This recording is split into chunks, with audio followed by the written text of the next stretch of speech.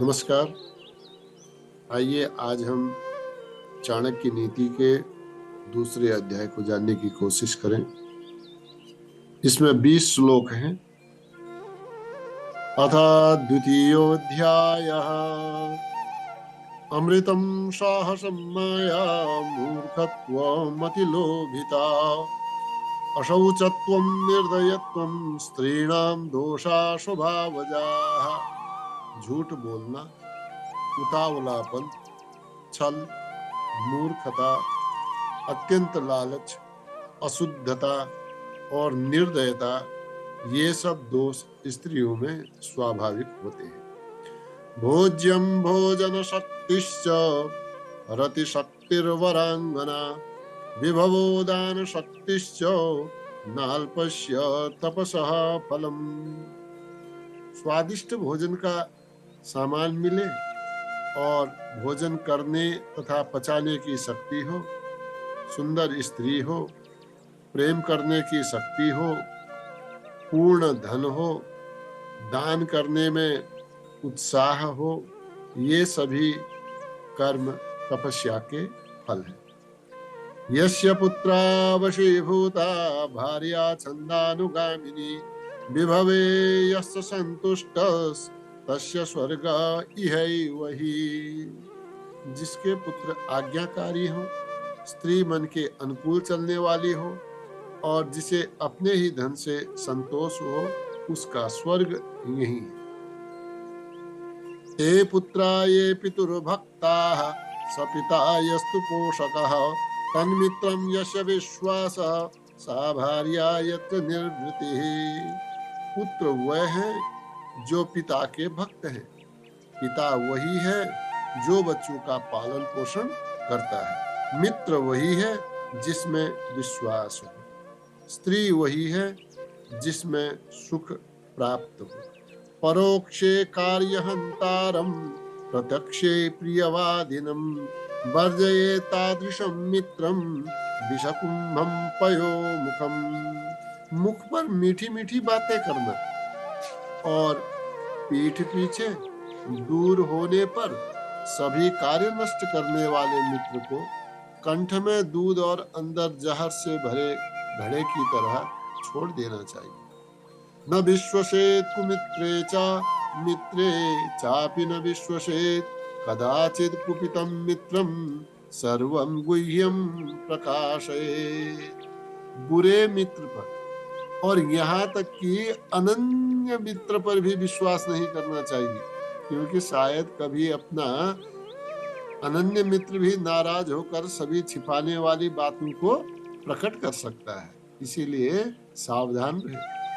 मनसा चिंतितं कार्यं वाचा नैव प्रकाशयेत् मंत्रवत् रक्षयेत् गूढ़ं कार्ये चापि नियोजयेत्। मन से विचारे गए काम को अपनी वाणी से नहीं कहना चाहिए, उस विचार को मंत्र की तरह रक्षा करते हुए कार्य में लगाना चाहिए। कष्टं च चलु मूर्खत्वं कष्टं च खलु यौवनं कष्टात् कष्टतरं चैव परगेह निवासनम्। निश्चय है कि मूर्खता दुखदायी है और युवावस्था भी निश्चय ही दुखदायी है, परंतु सब कष्टों से बड़ा कष्ट है दूसरे के घर में रहना। शैले शैले न माणिक्यम मौक्तिकम न गजे गजे साधवो नहीं सर्वत्र चंदनम न वने वने। हर एक पर्वत पर मणि नहीं होती, हर एक हाथी में मुक्तामणि नहीं होती, सभी जगह साधु लोग नहीं मिलते, हर एक वन में चंदन नहीं होता। अर्थात अच्छी अच्छी चीजें विशेष जगहों पर ही मिलती है। पुत्रास विविधैः शीलैः नियोज्या सततं बुधैः नीतिज्ञाः शील संपन्ना भवन्ति कुलपूजिताः।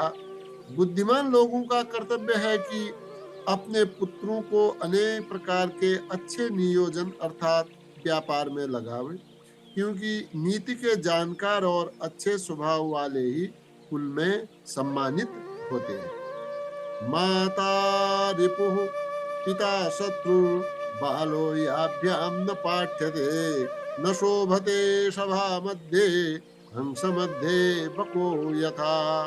वो माता और पिता बैरी हैं जो अपने पुत्र को पढ़ाते नहीं पढ़ाने के कारण वह बालक सभा के बीच में हंसों में कौवे की तरह शोभा नहीं पाता।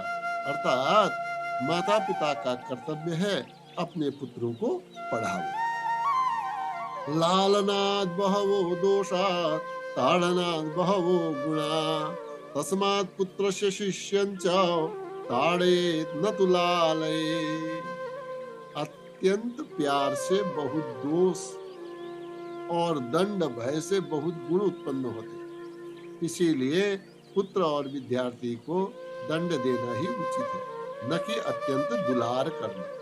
श्लोकेन वा तदर्धेन तदार्धार्धाक्षरेण वा अवन्यम दिवसम कुर्यात् दानाध्ययन कर्मभिः।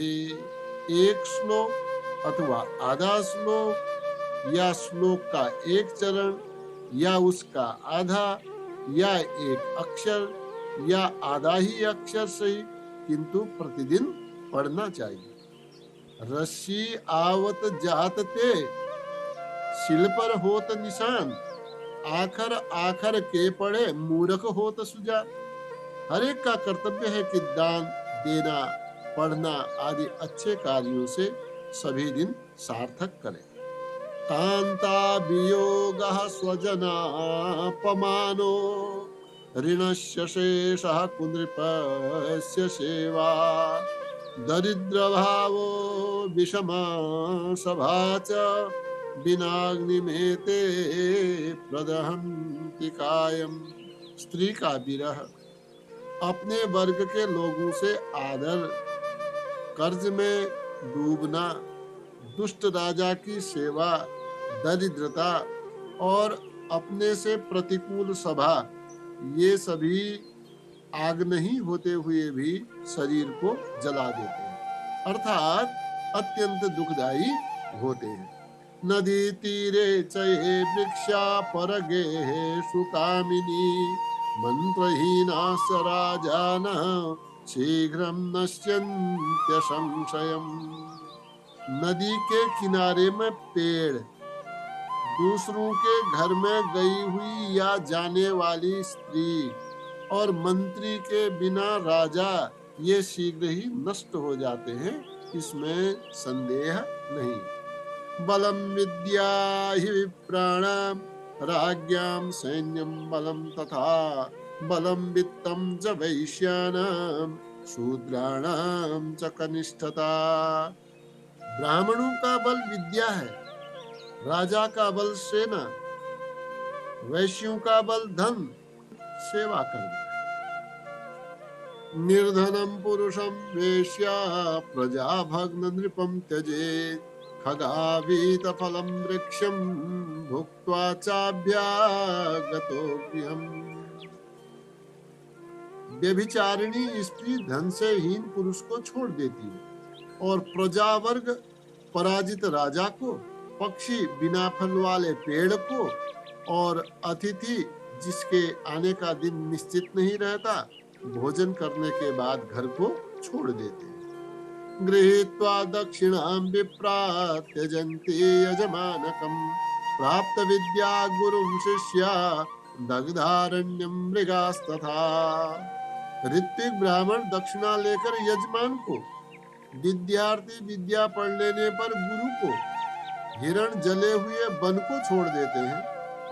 दुराचारी दुरादृष्टि दुराभाषी च दुर्जनः यन मैत्री क्रियते पुंसा सतु शीघ्र विनश्यति।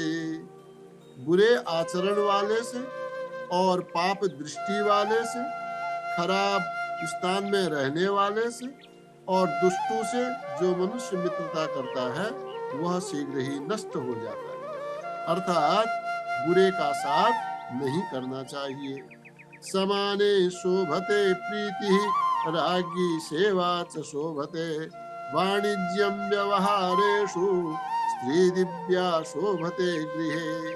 मित्रता बराबर में अच्छी होती है, नौकरी राजा की अच्छी होती है, व्यवहार में लेन देन की शोभा होती है और स्त्री की शोभा घर पर होती है। इति द्वितीयोऽध्यायः। अस्तु।